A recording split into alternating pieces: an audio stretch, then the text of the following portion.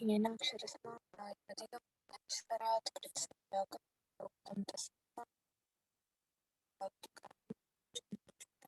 पतञ्जलिं पाणिनिं सूत्रकारं च प्रणतोऽस्मि मुनित्रयं वैयाकरणसिद्धान्त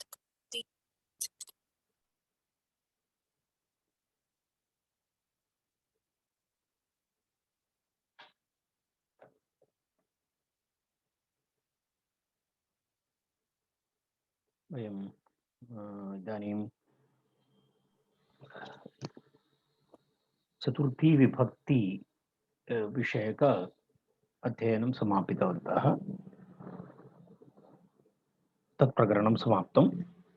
इदानीम् अग्रिमं प्रकरणमस्ति पञ्चमी विभक्ति विषयः।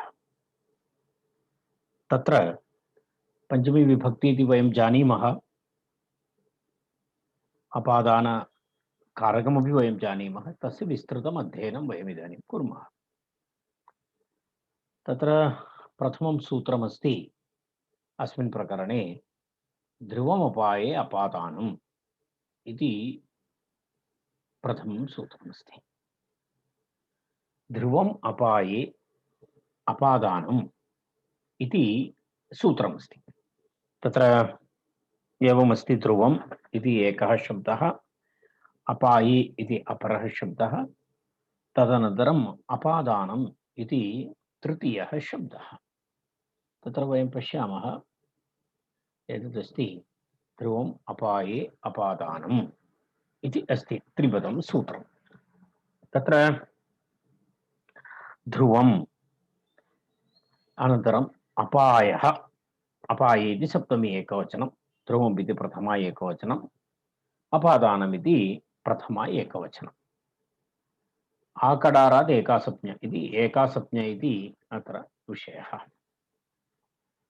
तत्र एवमस्ति, अत्र कश्चन शब्दः अपायः इति शब्दः अस्ति। अपायः इति शब्दस्य अर्थः अस्ति विश्लेषः। विश्लेषः इति अर्थः अस्ति, अर्थात् एकस्मात् अपरस्य वियोगः भवति इत्यर्थः। विश्लेषः नाम एकया दृष्ट्या वियोगः भवति। तत्र एवमस्ति, अपायः विश्लेषः इति अस्ति।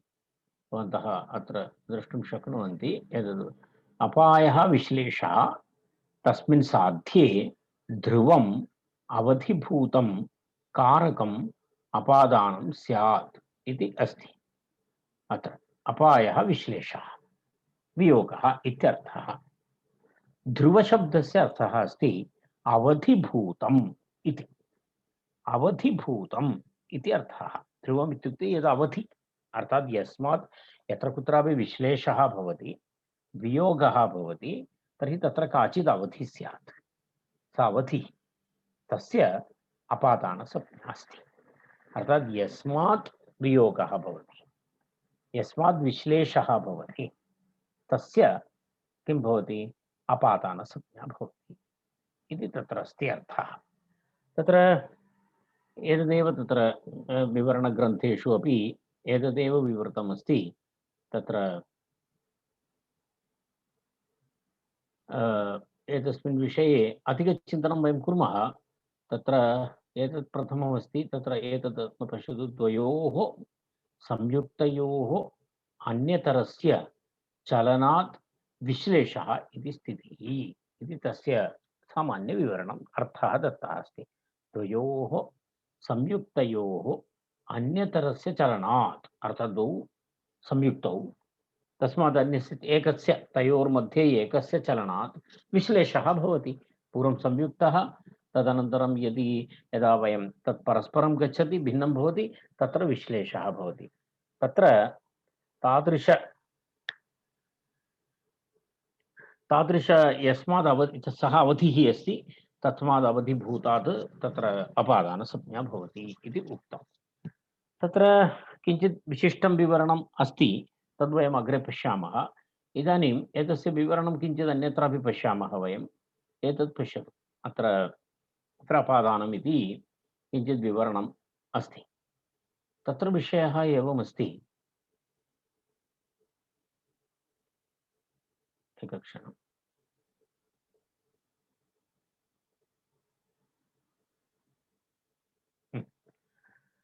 अपादानम् इति विषयः। ध्रुवोपाये अपादानम् इति सूत्रं तदस्माभिः दृष्टं। ध्रुवम् इत्युक्ते अवधिभूतं, तत्र अपायः नाम विश्लेषः।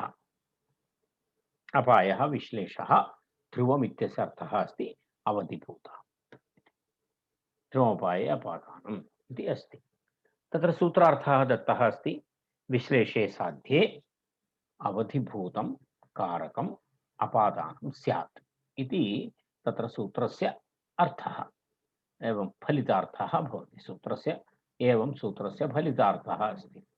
सूत्रार्थः विभागाश्रयः अपादानं भवति इति फलितार्थः। इत्युक्ते कस्य अपादानसंज्ञा भवति? यः विभागाश्रयः भवति, यस्य विभागः भवति, विभागाश्रयः भवति इति, यस्य विभागः भवति, यस्मात् इति विभागाश्रयः भवति इति फलितार्थः। यथा उदाहरणमपि तत्र दत्तमस्ति। यथा तत्र पर्णः वृक्षात् पतति इति उदाहरणं।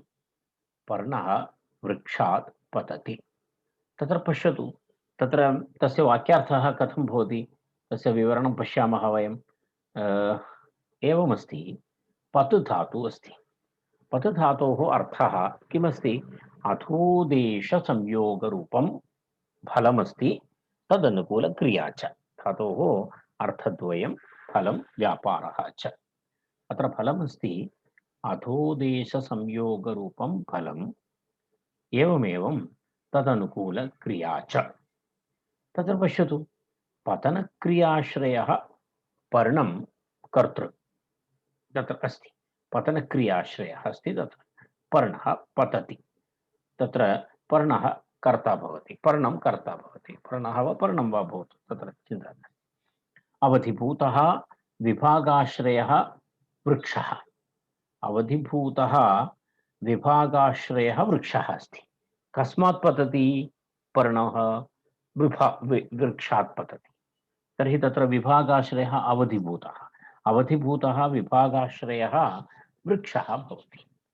तर्हि तत्र पश्यतु, अवधिभूतः विभागाश्रयः वृक्षः। पूर्वं किम् उक्तमस्ति? विभागाश्रयः अपादानं भवति इति उक्तमस्माभिः।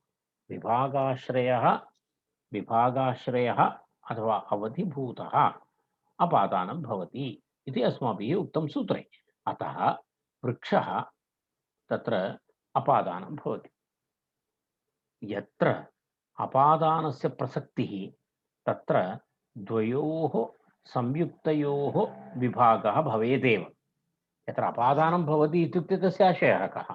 तत्र संयुक्तयोः द्वयोः विभागः तु भवत्येव, तद्विना तु अपादानं तु न भवति।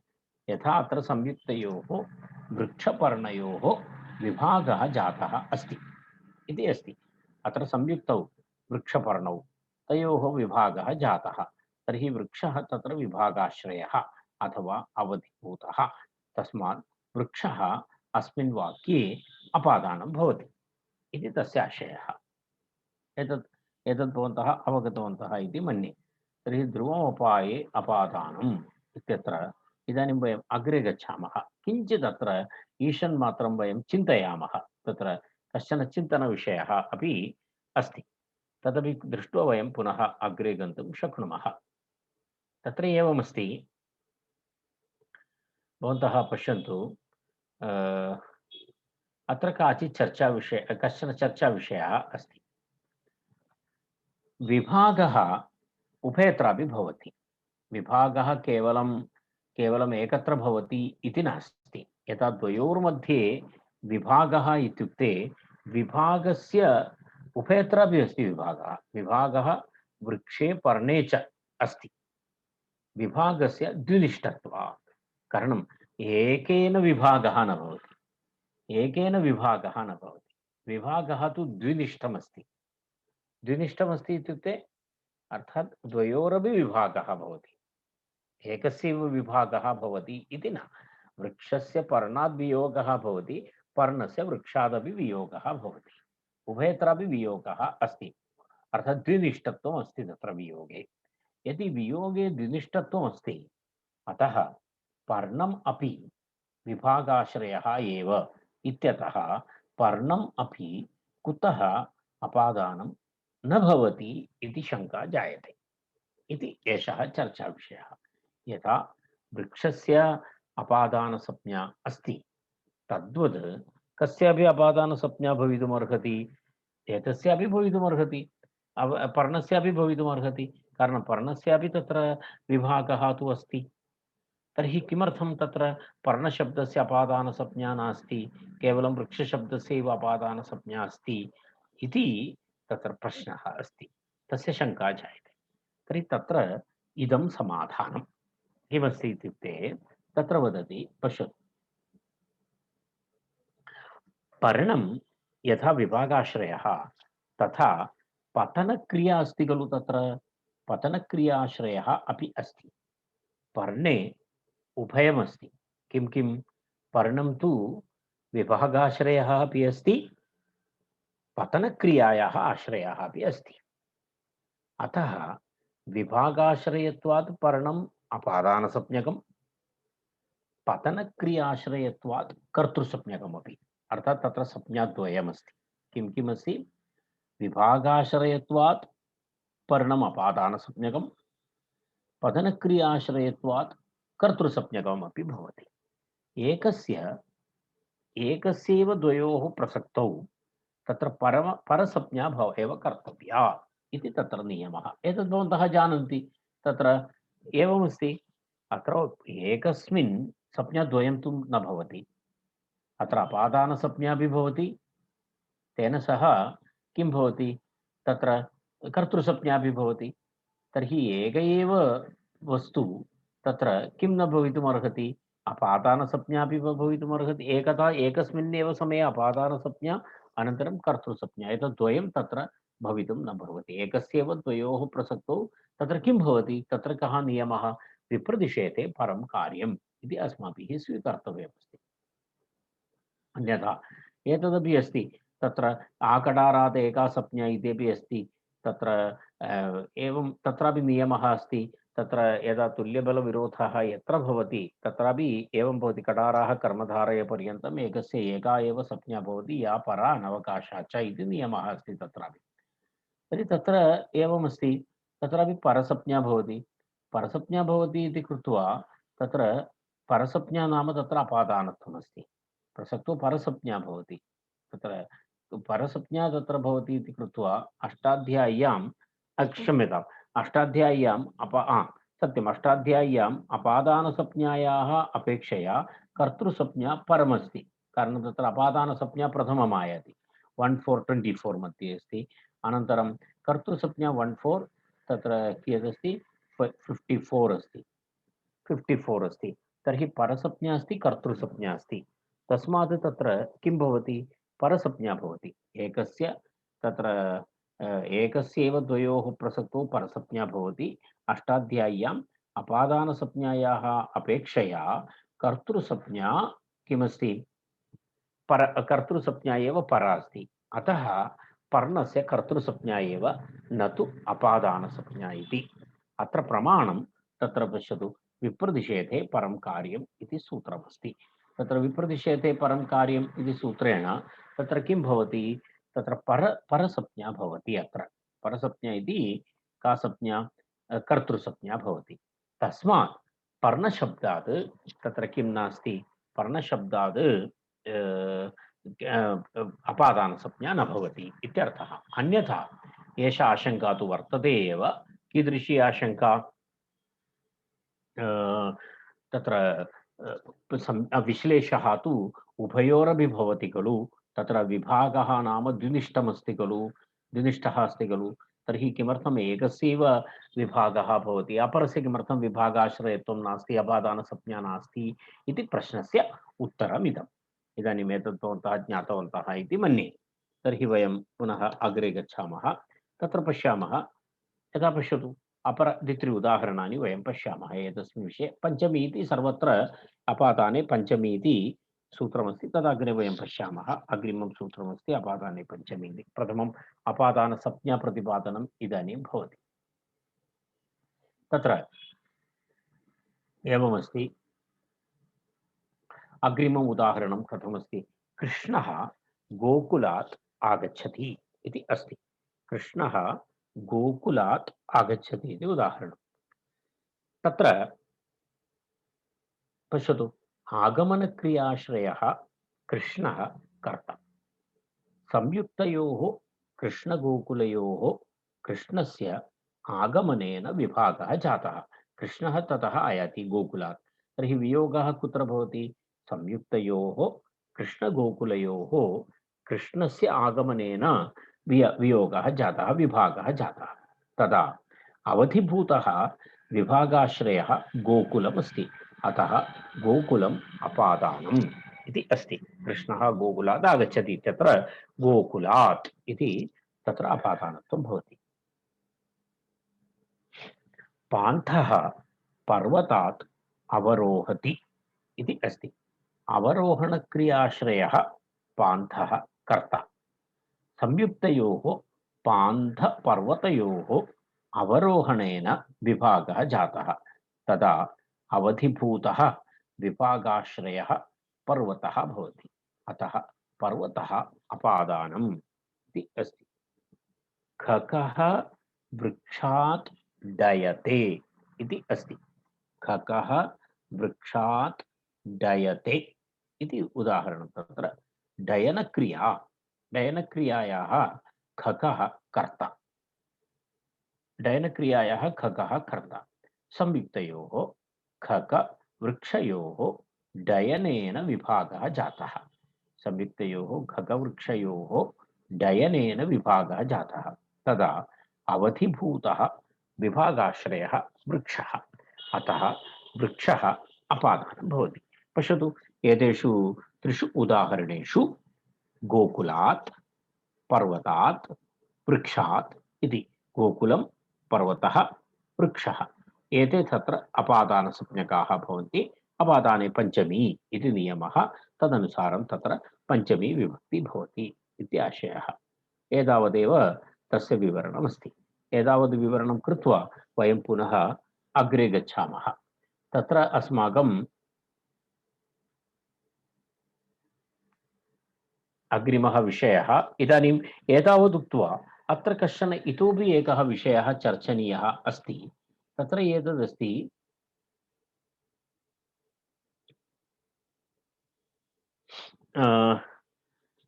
ध्रुवोपाय अपादानम् इति उक्तम् अस्माभिः। तत्र एकक्षणं।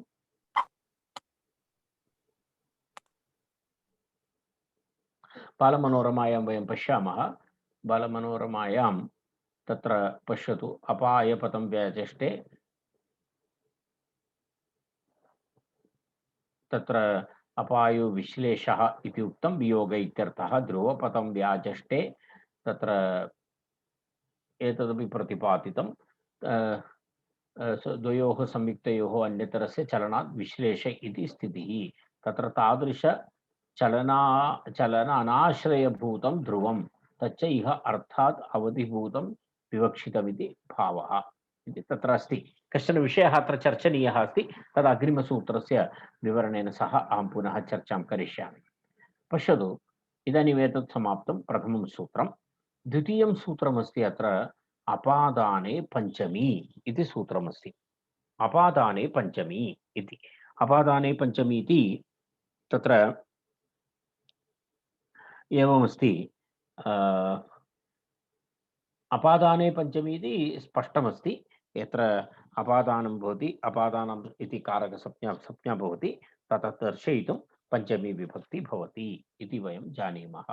तद्वयम् अत्रापि एकवारं पश्यामः। केवलं भवन्तः जानन्ति इदं सूत्रम्।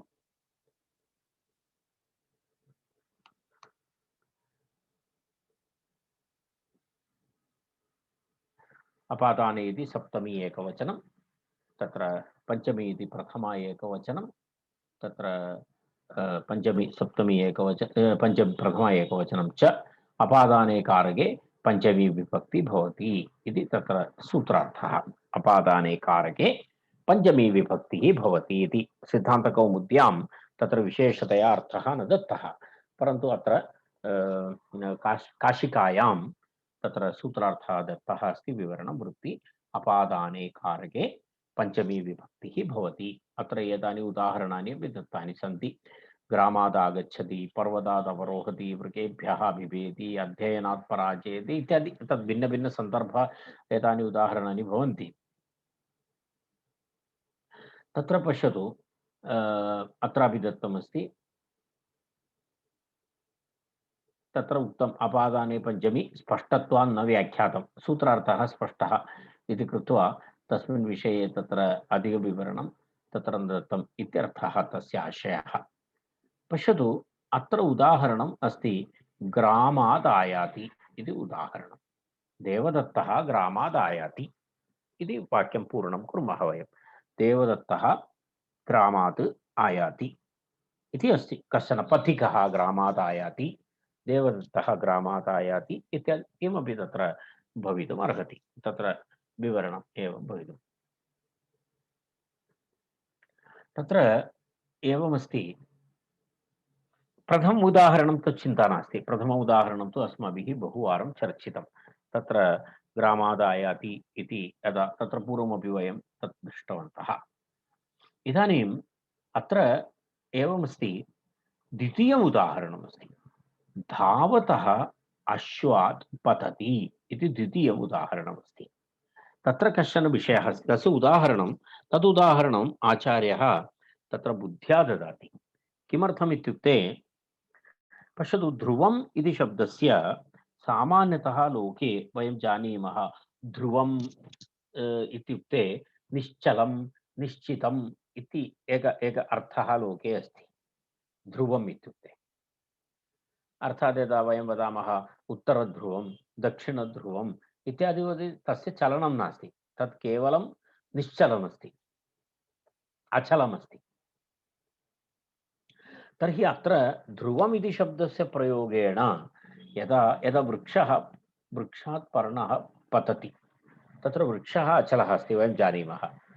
तर्हि यत्र अपादानसंज्ञा भवति तत् केवलम् अचलादेव भवति इति अस्ति। यदा ग्रामात् आयाति, वृक्षात् पतति इत्यादि उदाहरणेषु ग्रामः अचलः, वृक्षः अचलः। तर्हि प्रश्नः अस्ति, यदा अपादानकारकं सर्वदा अचलमेव भवति इति अस्ति वा? ध्रुवम् इति शब्दः अपि दृश्यते। तेन कारणेन मनसि एवं शङ्का भवितुमर्हति यत् एतद् अचलमेव भवितुमर्हति। परन्तु आचार्यः तेन उदाहरणेन तं संशयं निवारयति। तत्र तथा नास्ति, अत्र अचल एव भवतु इति नास्ति। यदा कश्चन अश्वस्य उपरि उपविश्य तत्र प्रवासं करोति, सः सञ्चरति, तर्हि मध्ये सः पतति, तस्मात् ततः उपरि, तस्मादेव तदा एतद् उदाहरणं भवति। तत्र कश्चन किं भवति, अश्वारोही धावतः अश्वात् पतति इति उदाहरणम्। अश्वारोही धावतः अश्वात् पतति इति तत्र वाक्यं। तत्र पश्यतु, अश्वः धावन् अस्ति, अश्वः ध्रुवम्, अचलः नास्ति, तस्मात् तस्य आशयः एवमस्ति, ध्रुवमिति चलनं वा भवतु अचलनं वा चलं वा भवतु अचलं वा भवतु, तत्र चिन्ता नास्ति। वियोगः भवति वा न वा इति विषयः। वियोगः भवति तर्हि तत्र अपादानसंज्ञा भवति। तत्र यस्मात् वियोगः भवति सः अचलः एव भवति इति नियमः तत्र नास्ति। तस्मादेव एतद् उदाहरणं दत्तं, धावतः अश्वात् पतति इति अस्ति। धावतः इत्युक्ते तत्र पश्यतु, धावन् अस्ति, अश्वः धावन् अस्ति, तस्य उपरि अश्वारोही उपविशति, मध्ये सः पतितः, तस्मात् तर्हि अत्र अश्वः धावन्नेव अस्ति, तर्हि सः अचलः नास्ति, चलः अस्ति। तर्हि ध्रुवं तत्र चलः वा भवतु अचलः वा भवतु, तत्र चिन्ता नास्ति इत्यर्थः। तत् अत्र विषयः नास्ति। तदेव दर्शयितुं तत्र एतद् उक्तमस्ति। तत्र वस्तुतः एवमस्ति, ध्रुवमिति वयं यद् वदामः तत्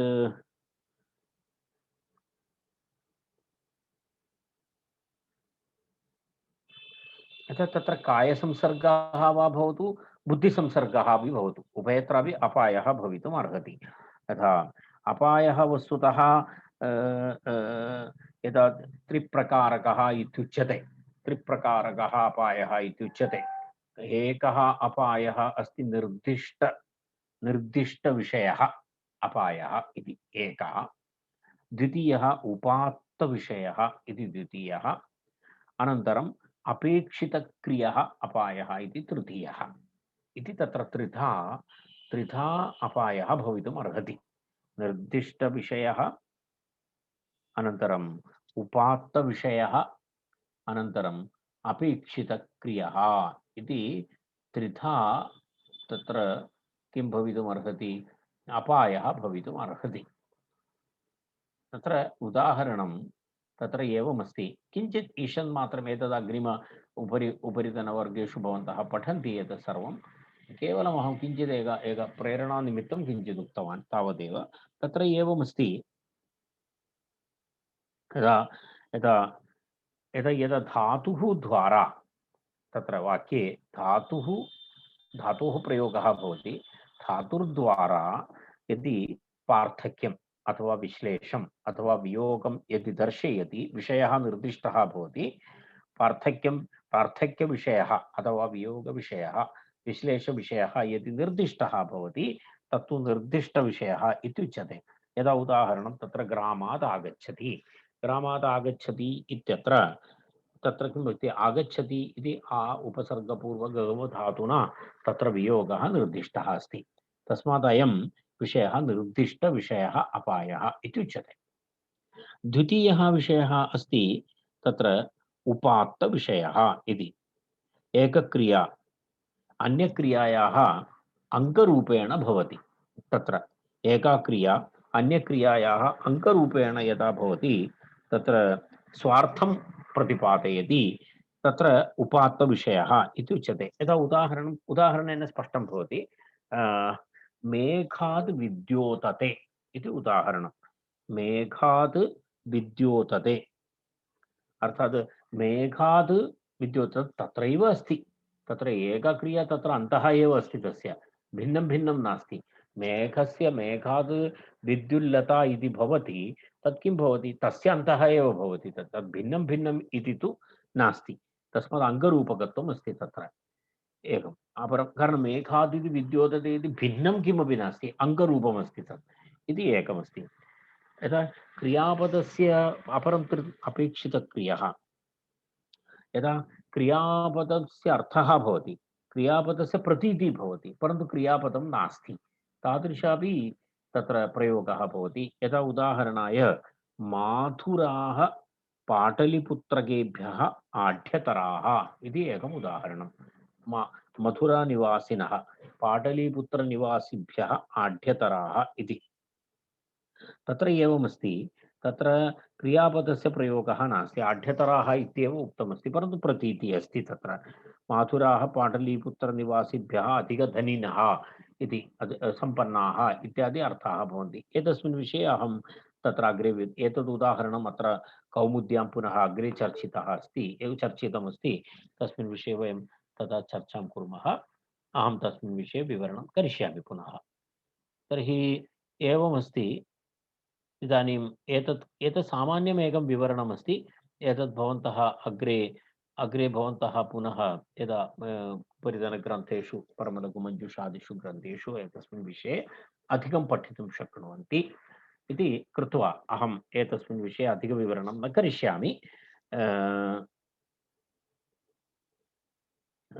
वयम् अग्रे गन्तुं शक्नुमः। ग्रामादायाति, अनन्तरं धावतो अश्वात् पतति इति उदाहरणद्वयम् उक्तं। तत्र एकम् उदाहरणं चलस्य ध्रुवस्य उदाहरणमस्ति, अपरम् उदाहरणम् अचलस्य एतस्य उदाहरणमस्ति। इति उदाहरणद्वयं भिन्नं तत्र दत्तमस्ति। तस्मादेव तत्र उदाहरणद्वयं दत्तमस्ति। ग्रामादायाति इत्यपि दत्तमस्ति, धावतः अश्वात् पतति इत्यपि दत्तमस्ति। तदनन्तरं अग्रे गच्छामः। तत्र कारकं किम् इति प्रश्नः पृच्छति। तत्र कारकं किम् इति तत्र एक दलप्रयोजनं पदकृत्यं पृच्छति। कारकं किम्? तत्र तत्र प्रत्युदाहरणमपि दत्तमस्ति। वृक्षस्य पर्णं पतति इति तत्र प्रत्युदाहरणमस्ति। वृक्षस्य पर्णं पतति इति। अस्य सूत्रे एतस्य कारकम् इति शब्दस्य किं प्रयोजनम् इति अस्ति। तर्हि उत्तरमस्ति कारकस्यैव अपादानसंज्ञा भवति। यदा अकारकः अकारकं यद्भवति तस्य प्रातिपदिकसंज्ञा तु न भवति। यदा तत्र उदाहरणाय यदा किं भवति वृक्षस्य पर्णं पतति इति अस्ति। वृक्षस्य पर्णं पतति इत्यत्र वृक्षस्य सम्बन्धार्थः विवक्षितः अस्ति। वृक्षस्य केन सह वृक्षस्य पर्णेन सह सम्बन्धार्थः तत्र विवक्षितः अस्ति, न तु किमस्ति तत्र अपादानकारकस्य विवक्षा नास्ति। अपादानस्य विवक्षा तत्र नास्ति, केवलं सम्बन्धमात्र विवक्षा अस्ति। तस्मात् तत् किमस्ति कारकं नास्ति अस्मिन् वाक्ये। वृक्षः अस्मिन् वाक्ये कारकं नास्ति। कारकं नास्ति कृत्वा तत्र अपादानसंज्ञा न भवति। अन्यथा वियोगः यत्र भवति तत्सर्वम् अपादानमित्युच्यते। तत्र कारकमिति शब्दस्य प्रयोगः यदि न भवति तर्हि किं भवितुमर्हति? अत्र वृक्षशब्दस्यापि अपादानसंज्ञा भवति, विवक्षा नास्ति चेदपि। अत्र तु विवक्षा एव नास्ति, अत्र तु सम्बन्धविवक्षा अस्ति। वृक्षस्य पर्णं पतति इति भिन्नः विषयः, तदनन्तरं वृक्षात् पर्णं पतति इति भिन्नः अर्थः। एतयोः द्वयोः मध्ये अर्थभेदः तु अस्त्येव। वृक्षस्य पर्णं पतति इति तत्र वृक्षः तु तत्र कारकं नास्ति, तत्तु सम्बन्धमात्रविवक्षा अस्ति। परन्तु वृक्षात् पर्णं पतति इत्यत्र कारकमस्ति, तस्य डैरेक्ट् क्रियान्वयः अस्ति। वृक्षस्य पर्णं पतति इत्यत्र क्रियान्वयः तु नास्त्येव इति तयोः भेदः। तस्मात् सूत्रे कः शब्दः अस्ति तत्र तत्र कारकशब्दस्य प्रयोगः कृतः इति तस्य आशयः। तदेव प्रत्युदाहरणं दर्शितं। वृक्षस्य पर्णं पतति इति अस्ति। तदनन्तरं तत्र अपरः एकः विषयः तत्र चर्चितः अस्ति। एकं वार्तिकमस्ति तत्र किमस्ति जुगुप्सा विराम प्रमादार्थानाम् उपसंख्यानम् इति तत्र एकं वार्तिकमस्ति। एकक्षणम्।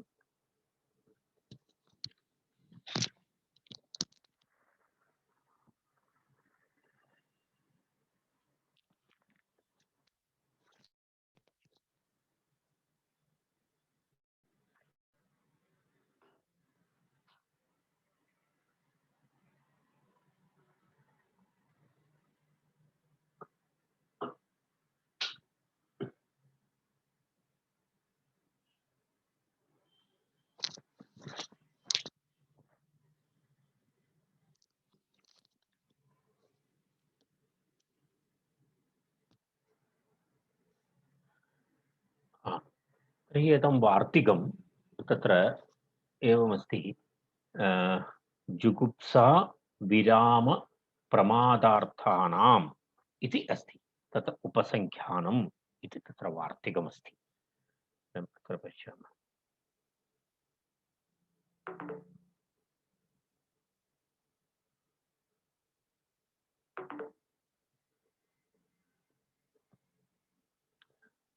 तत्र पश्यतु, एतदपि वयं दृष्टवन्तः, चर्चितवन्तः। केवलं दर्शयामि एकक्षणं। कारकपञ्चमी इति तद्वयं जानीमः। तत्र यथा पूर्वं तत्र एवं सर्वासु विभक्तिषु च कारकविभक्तिः अपि भवति, उपपदविभक्तिः अपि भवति। पञ्चमी विभक्तेः विशेषः नाम तत्र कर्मप्रवचनीयता अपि अस्ति। कर्मप्रवचनीय एतदपि अस्ति। एतत् चर्चितं, केवलं दर्शयामि। केवलं ध्रुवोपायपादानं विश्लेषे साध्ये एतत् सर्वं चर्चितमस्ति।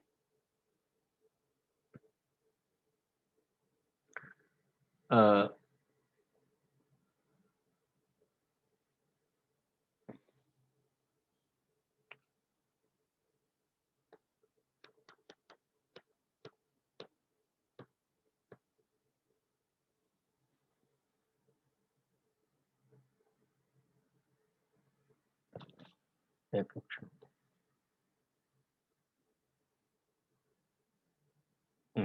अस्तु, इतः पश्यामः। पश्यतु, अत्र त्रयमस्ति। पापात् जुगुप्सते, अधर्मात् विरमति, तत्र धर्मात् प्रमाद्यते इति तत्र वाक्यत्रयं। तद् एतस्य वार्तिकस्य उदाहरणानि। इदानीं वार्तिकं पश्यामः। पश्यतु, जुगुप्सा विराम प्रमादार्थानाम् उपसंख्यानम् इति वार्तिकं। तत्र महाभाष्ये तत् ध्रुवमपाये अपादानम् इत्यत्र पठितं वार्तिकम् एतत्। जुगुप्सा विराम प्रमादार्थानाम् उपसंख्यानम् इति वार्तिकं ध्रुवमपाये अपादानम् इति सूत्रेण सह पठितमस्ति तत्र। तस्मादेव अत्र अपादानम् इत्यस्य अनुवृत्तिः भवति। तर्हि आशयः एवमस्ति, जुगुप्सा। जुगुप्सा इत्युक्ते घृणा, निन्दा इत्यादि। विरामः, विरामः नाम यत्र समाप्तिः भवति, यदा समाप्त्यर्थकविषयः। प्रमादः, असावधानेन किमपि भवति अथवा आलस्यं यत्किमपि अस्ति तत्सर्वं प्रमादः इत्यत्र भवति। तर्हि एतदर्थकधातूनां प्रयोगे इत्युक्ते तत्र जुगुप्सार्थकधातूनां प्रयोगे, विरामार्थकधातूनां प्रयोगे, प्रमादार्थानां धातूनां प्रयोगे च तत्र किं भवति? तत्र तदा जुगुप्सा विषयस्य, विरामविषयस्य, प्रमादविषयस्य च तत्र किं भवति? अपादानसंज्ञा भवति इत्यर्थः। जुगुप्सा विराम प्रमादार्थकधातुभिः योगे जुगुप्सा विषयस्य, विरामविषयस्य, प्रमादविषयस्य च किं भवति? अपादानसंज्ञा भवति। अपादानसंज्ञा भवति। संज्ञाविधायक वार्तिकमस्ति एतत्। अपादानकारक संज्ञाविधायकं वार्तिकमिदं। तत्र पापाज्जुगुप्सते इति प्रथमम् उदाहरणं तत्र अस्ति। पापाज्जुगुप्सते इत्युक्ते अत्र जुगुप्सायाः विषयः पापं। पापाज्जुगुप्सते इत्युक्ते कः अर्थः? अर्थात् कः कोऽपि पापं करोति, तस्मात् सः घृणां करोति अथवा तस्य निन्दां करोति इति अर्थः। पापाज्जुगुप्सते इति तत्र एवमस्ति। पापात् पापम् अत्र विषयः अस्ति। जुगुप्सायाः विषयः पापं, तस्य अपादानसंज्ञा प्रकृतवार्तिकेन, अर्थात् जुगुप्सा विराम प्रमादार्थानाम् उपसंख्यानम् इति वार्तिकेन तत्र अपादानसंज्ञा भवति। अपादानभूतात् पापात् पञ्चमी, अपादाने पञ्चमी इति सूत्रेण भवति। पापात् जुगुप्सते इत्युक्ते पापविषये न रमते इति तस्य वाक्यस्य अर्थः। पापविषये न रमते इति वाक्यस्य अर्थः। द्वितीयम् उदाहरणम्, अधर्मात् विरमति इति द्वितीयम् उदाहरणम्। अत्र कथमस्ति? अधर्मात् विरमति इत्यत्र तत्र एवमस्ति। अत्र विरामस्य विषयः अधर्मः। विरामः भवति। कश्चन यदा किं करोति? अधर्मं पूर्णं त्यक्तवान् सः, अथवा तद् स्थगयति इति उपसर्गपूर्वक रम धातोः तत्र प्रयोगः विरमति इति। विरमति इत्युक्ते ततः निर्गच्छति, तत् स्थगनं करोति इत्यादि अर्थः विरमति इति। तत्र पापशब्दात् जुगुप्सा विराम प्रमादार्थानाम् उपसंख्यानम् इति अपादानभूतात् अधर्मात् पञ्चमी, अनन्तरम् अपादाने पञ्चमी इति तत्र सूत्रेण तत्र अपादानसंज्ञा भवति। अपादाने पञ्चमी इति सूत्रेण वार्तिकेन अपादानसंज्ञा, अनन्तरम् अपादाने पञ्चमी इति सूत्रेण पञ्चमी विभक्ति, अधर्मात् इति पञ्चमी भवति। अधर्मात् विरमति, अधर्मात् विरमति, अधर्मविषये न प्रवर्तते इत्यर्थः। अधर्मविषये न प्रवर्तते इत्यर्थः भवति।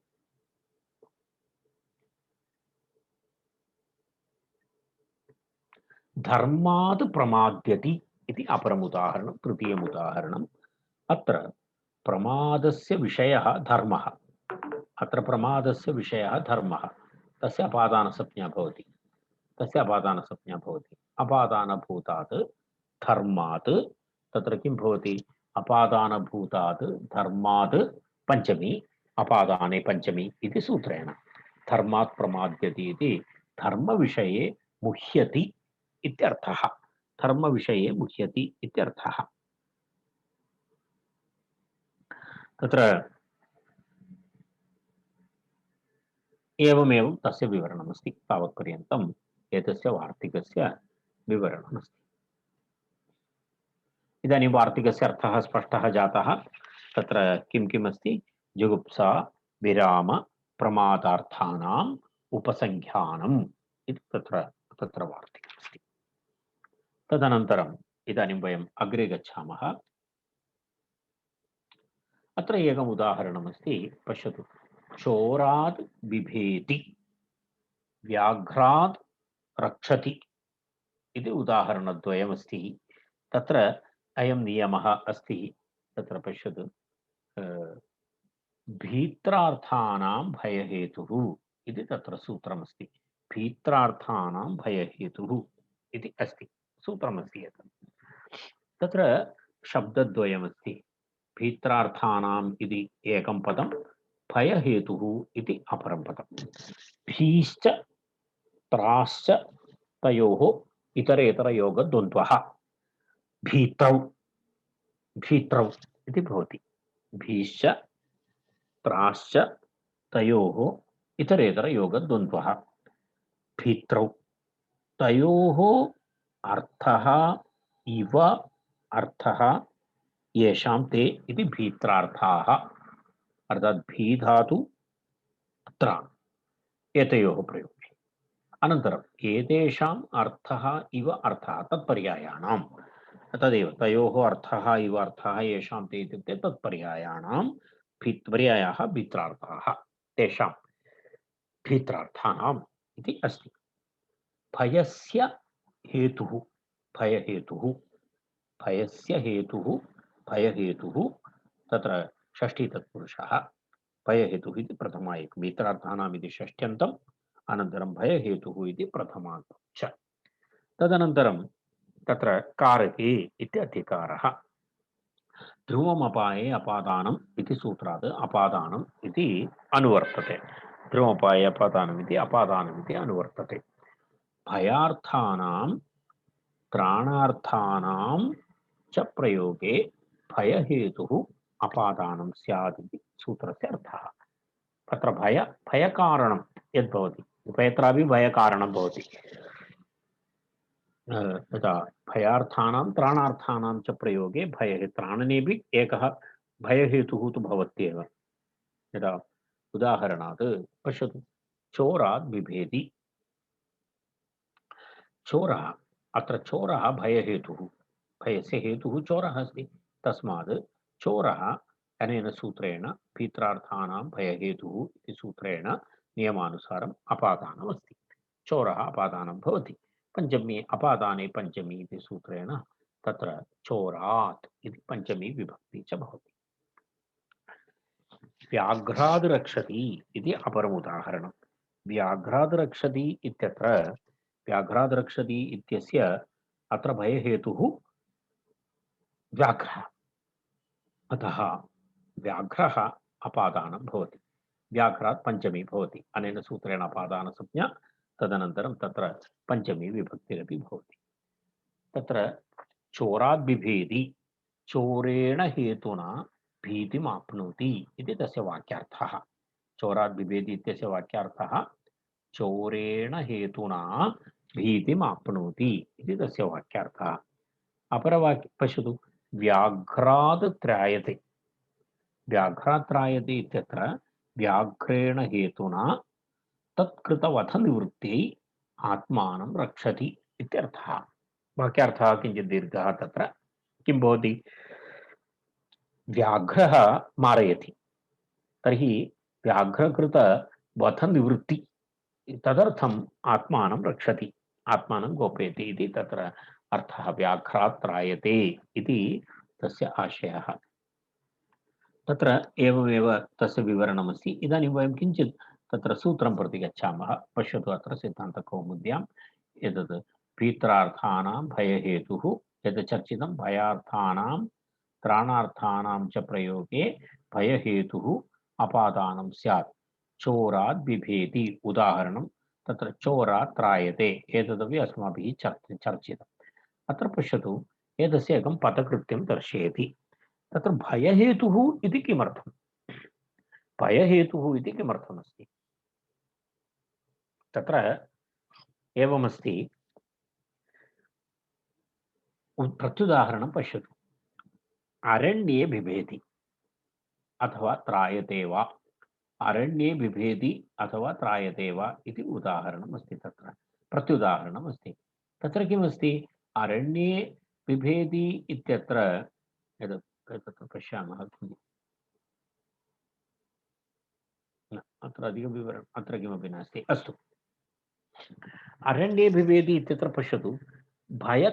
अरण्यं कदापि भयकारणं नास्ति। वयं सूक्ष्मं चिन्तयामः। अरण्यं वस्तुतः अधिकरणमस्ति। यदा कोऽपि वा वनेन गच्छति, वनमार्गेण गच्छति, वनमार्गेण गमनसमये सः किमर्थं बिभेति? वनात् बिभेति वा वने वर्तमानात् प्राणिभ्यः कोऽपिचित् भयहेतुः भवति तस्मात् बिभेति वा? तस्मात् बिभेति। भयकारणम् अन्यदस्ति, अरण्यं नास्ति। अरण्यमिति केवलम् अधिकरणमस्ति गमनस्य। तस्मात् तत्र किं नास्ति? अरण्यशब्दस्य तत्र किं नास्ति? अपादानसंज्ञा न भवति। अन्यथा भयहेतुः इति प्रयोगः नास्ति। केवलं भीत्रार्थानां प्रयोगे अपादानकारकं भवति इति वयं वदामः, तर्हि तस्य अधिकरणस्यापि अपादानसंज्ञा भवति स्म। अर्थात् यत्र यत्र अरण्यादिषु अरण्ये बिभेति इत्यत्र अरण्यस्यापि अपादानसंज्ञा तत्र भवितुम् अर्हति स्म। तत्र तथा नास्ति। तत्र अरण्यमिति अपादानसंज्ञा न भवति। तत्तु आधारः अस्ति। आधारः अस्ति इति कृत्वा तत्र आधार अधिकरणम् इति सूत्रेण तत्र किं भवति? अधिकरणसंज्ञा भवति। सप्तम्यधिकरणे च इति सूत्रेण तत्र किं भवति? सप्तमी विभक्तिरपि भवति इत्यर्थः। इति अरण्ये बिभेति इति अस्ति। त्रायते वा इति अस्ति। तदनन्तरं पुनः अग्रे वयं गच्छामः। अग्रिमं सूत्रमस्ति पराजेरसोढः इति अग्रिमं सूत्रमस्ति। पराजेरसोढः।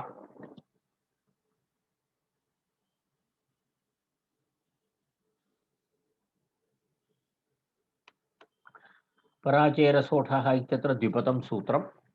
पराजेः असोढः इति द्विपदं सूत्रं। तत्र परापूर्व जि इति पराजिः। परा इति उपसर्गपूर्वक जी धातु। पराजिः पराजिः इति तस्य पराजेः इति षष्ठी एकवचनं। पराजेः पर उपसर्गपूर्वक जी धातोः प्रयोगे इत्यर्थः। तत्र पराजिः तस्य पराजेः इति तत्र मध्यमपदलोपः मध्यमपदलोपी समासः तत्र अस्ति। सोढुं शक्यते इति सोढः इति प्रयोगः। सहनं कर्तुं शक्यते इत्यर्थः। सोढुं शक्यते इति सोढः। न सोढः असोढः, न सोढः असोढः इति पदच्छेदः। न तत्समासः, न तत्पुरुषः तत्र भवति। पराजेः इति षष्ठ्यन्तमस्ति। असोढः इति तत्र प्रथमा एकवचनम् अस्ति। असोढः इति शब्दः सह धातु शहमर्षणे इति धातुः अस्ति। शहमर्षणे इति तस्य प्रयोगे सहते इति भवति। सह धातोः तप्रत्ययान्तः शब्दः अस्ति सोढः।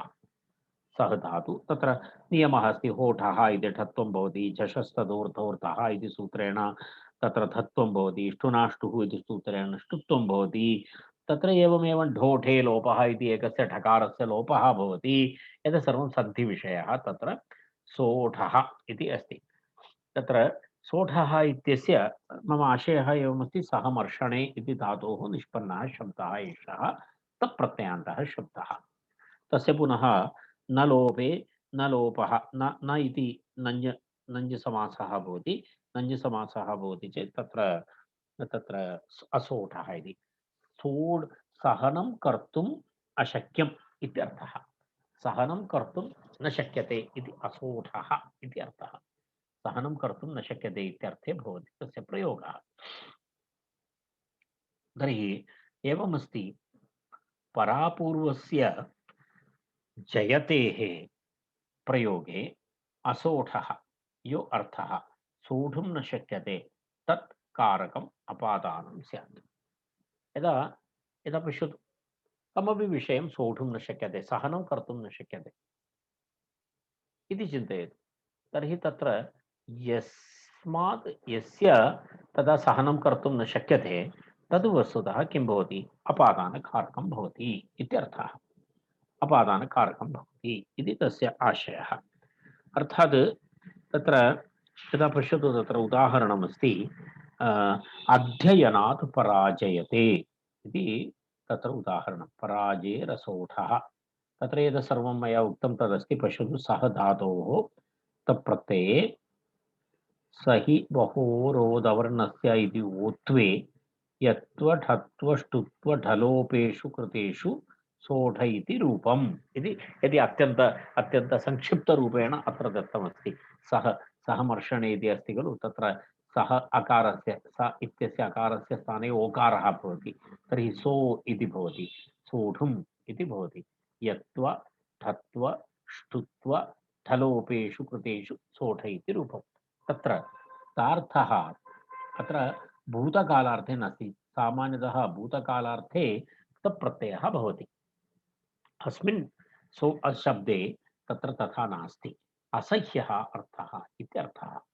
सोढुम् अशक्यः इति अत्र भूतकालार्थः नास्ति। तत्र हेतु तृतीय अपवादोऽयम् इति। हेतु तृतीय इति वयं जानीमः, पूर्वं पठितवन्तः। तस्य अपवादः एषः।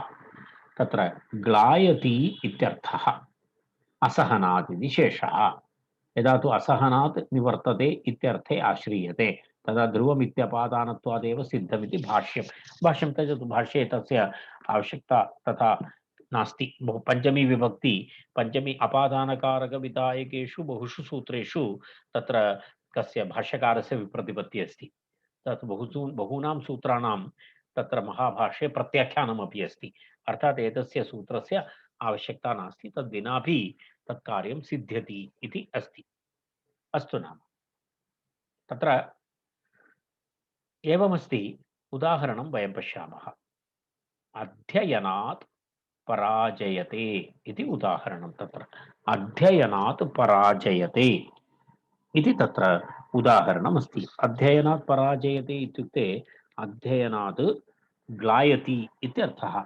अध्ययनं कर्तुं न इच्छति, अध्ययनं सोढुं न शक्नोति। अध्ययनं सोढुं न शक्नोति चेत् ते किं भवन्ति, तत्र पलायनं कुर्वन्ति। तादृशं प्रयोगः अस्ति अध्ययनात् पराजयते। यदा विशेषतया व्याकरणवर्गेषु तत्तु सर्वदा दृश्यते। व्याकरणवर्गाणाम् आरम्भकाले बहवः भवन्ति, तदनन्तरं ते सर्वे पलायनं कुर्वन्ति। कारणं किमस्ति, अध्ययनात् पराजयते। किमर्थं, सोढुं न शक्यते, सहनं कर्तुं न शक्यते इत्यर्थः। कष्टं भवति। तदेवं सरलं कार्यं नास्ति। यदा कुमारसम्भवं पठनमिव नास्ति एतत्। एतस्य विषये किञ्चित् गौरवेण द्रष्टव्यं भवति। सहनशक्तिः अपेक्षिता अस्ति। यदि सहनशक्तिः नास्ति, ते किं भवन्ति, कथाश्रवणमिव व्याकरणाध्ययनं तु न भवति। तस्मात् जनाः किं कुर्वन्ति, आगत्य दिनद्वयानन्तरं पुनः वर्गे न दृश्यते, पुनः तेन मार्गेण अपि न आगच्छन्ति। तत्र एवमस्ति।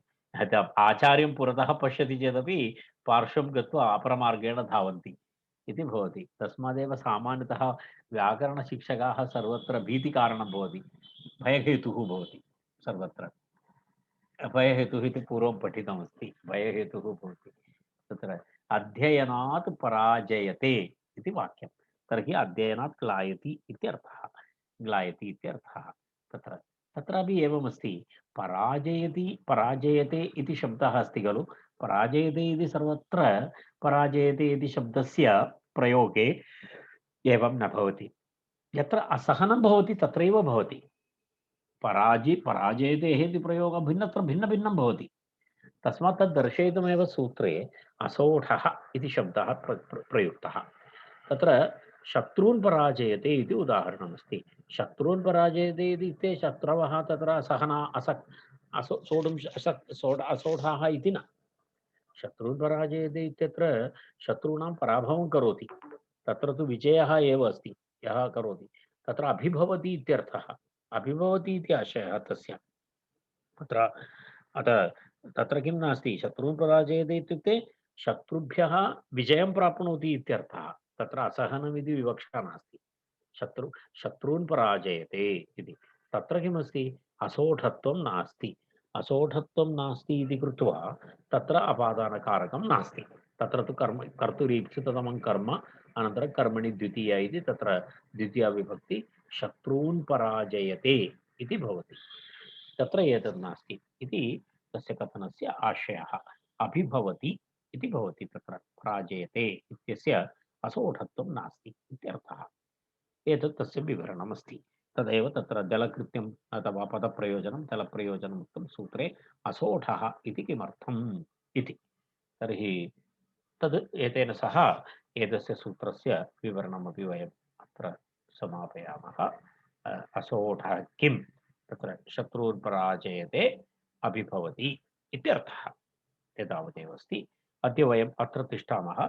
वारणार्थानाम् ईप्सितः इति सूत्रं वयम् अग्रिमवर्गे पश्यामः श्वः। शान्तिमन्त्रेण अलङ्कुर्मः।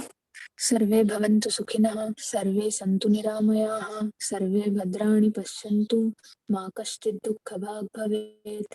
ॐ शान्तिः शान्तिः शान्तिः। धन्यवादः।